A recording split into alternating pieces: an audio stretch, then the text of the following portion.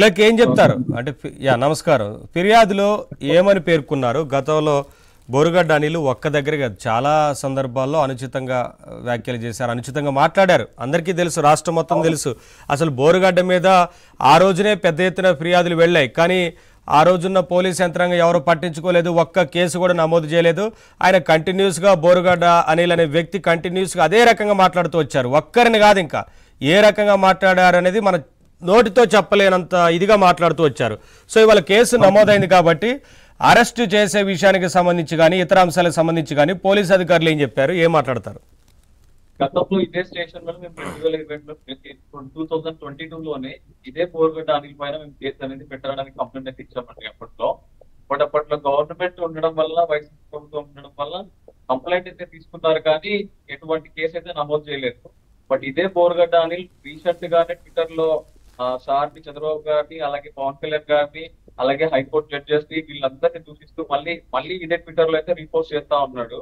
So ఇప్పుడు ప్రస్తుతం అయితే మేము మొన్న 11వ తారీఖు కర్నూలు 3వ పట్టణ పోలీస్ స్టేషన్ కి అయితే వెళ్ళేసి ఇదే బోరుగడ్డ అనిల్ పైన చంద్రబాబు గారిని కానివ్వండి, లేదా వాళ్ళ పేరెంట్స్ ని, వాళ్ళ తల్లిదండ్రులని కించపరిచే విధంగా, అలాగే పవన్ కళ్యాణ్ గారిని వ్యక్తిగతంగా దూషిస్తూ హైకోర్టు జడ్జెస్ ని వ్యక్తిగతంగా దూషిస్తా ఉన్నాడు అనేది కంప్లైంట్ అయితే మేము పెట్టడం జరిగింది. మేము కంప్లైంట్ పెట్టిన 2 గంటల్లోనే 3వ పట్టణ సిఐ గారు వెంటనే కేసు నమోదు చేశారండి. 352, 353, 66 ఐటీఐ యాక్ట్ కింద అయితే బోరుగడ్డ అనిల్ పైన అయితే కేసులు నమోదయ్యాయి.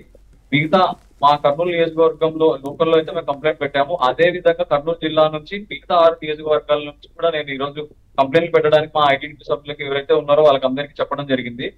తప్పకుండా ఇదే బోరుగడ్డ అనిల్ ఎక్కడున్నా సరే గుంటూరుకి వెళ్ళేసి అదే బోరుగడ్డ అనిల్ ని తప్పకుండా తీసుకొచ్చి వాడికి మంచి శిక్ష అనేది, ఏదైతే శిక్షలు పెట్టారో దానికి తగ్గట్టు శిక్ష అనేది విధిస్తామని చెప్పేసి 3వ పట్టణ సిఐ గారు కూడా మాకు భరోసా ఇవ్వడం జరిగిందండి. అసలు ఎంక్వైరీ స్టార్ట్ చేశారా? గతంలో అంతా తెలుసు కాబట్టి. అవునండి, ఇదే బోరుగడ్డ అనిల్ మాజీ మంత్రుల్ని కొంతమందిని పట్టుకొని వాళ్ళకున్న క్యాసినోస్ లేకపోతే ఏదో పేకాట క్లబ్ లోనో గోవాలో ఉన్నారనే సమాచారం కూడా దొరికింది.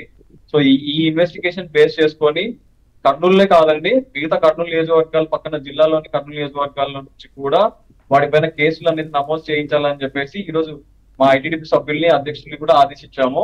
సో కంపల్సరీగా అయితే 7 నియోజకవర్గాల నుంచి 7 పోలీస్ స్టేషన్ లో 7 కేసులు అయితే తప్పకుండా వాడిపైన నమోదు అవుతాయి. ఇంకొకటి ఏంటంటే దేశం వదిలిపెట్టేసి ఇంత సడన్ గా మేము కేసు పెట్టడానికి కారణం ఏంటి అంటే, ఇదే బోరుగడ్డ అనిల్ ప్రస్తుతం దేశాన్ని వదిలిపెట్టేసి విదేశాలకు పారిపోవాలనే ఆలోచనలో ఉన్నాడు కాబట్టి మనం ఎన్ని మల్టిపుల్ కేసెస్ పెడితే వాటిపైన రెడ్ కార్నర్ నోటీస్ అనేది ఇష్యూ చేయించేసి ఎక్కడికక్కడికి బ్లాక్ చేసేయాలనే మెయిన్ మోటోతోనే బోరుగడ్డ అనిల్ పైన అయితే ప్రస్తుతం అయితే కేసు నమోదు చేయడానికి అయితే మేము ఫిర్యాదు చేయడం జరిగిందండి. సరే, కేసు నమోదు చేశారు, ఖచ్చితంగా గోవాలో ఉన్నారు అన్న ఒక సమాచారం ఉందని చెప్తున్నారు. అక్కడ నుంచి పారిపోయేందుకు కానీ ఏమో అవకాశం ఉండొచ్చు కదా, ఎలా మరి? పారిపోవడానికి అవకాశం ఉందనే విషయాన్ని కూడా మేము ఇక్కడ జిల్లా ఎస్పీ గారికి మరియు డిఎస్పీ గారికి, కర్నూలు సిఐ గారికి కూడా చెప్పడం జరిగింది. ఎంత ఫాస్ట్ గా వీలైతే అంత ఫాస్ట్ గా మేమైతే ఇన్వెస్టిగేషన్ చేసి మీ దగ్గర ఏదైనా సమాచారం ఉన్నా చెప్తే కూడా మేము కర్నూలు స్టేషన్ కి తీసుకొస్తాం అనే భరోసాను అయితే పోలీస్ డిపార్ట్మెంట్ వారు ఇచ్చారండి. ఎందుకంటే గతంలో చూసుకుంటే 2022లో మాత్రం అప్పట్లో మేము మల్టిపుల్ కంప్లైంట్స్ ఇదే బోరుగడ్డ అనిల్ పైన, వర్రా రవీంద్ర పైన కూడా ఎన్నో కంప్లైంట్లు ఇచ్చాం, కానీ అప్పట్లో ఒక చిన్న ఎఫ్ఐఆర్ కూడా వాళ్ళైతే నమోదు చేయలేదు. బట్ ఇప్పుడు మరి చంద్రబాబు గారి ప్రభుత్వం, మరి ఆయన పాలన అంటే మరి కరెక్ట్ గా ఉండాలనే ఉద్దేశంతో మరి గవర్నమెంట్ లో చూస్తే మాత్రం ఈ 3వ పట్టణ పోలీస్ స్టేషన్ వాళ్ళు మాకు అన్ని విధాలుగా సహకరిస్తా ఉన్నారు. వితిన్ 2 or 3 days లో ఇదే బోరుగడ్డ అనిల్ కర్నూలుకి తప్పనిసరిగా తీసుకొస్తామనే భరోసాను అయితే 3వ పట్టణ పోలీస్ వాళ్ళు అయితే ఇవ్వడం జరిగిందండి మాకు.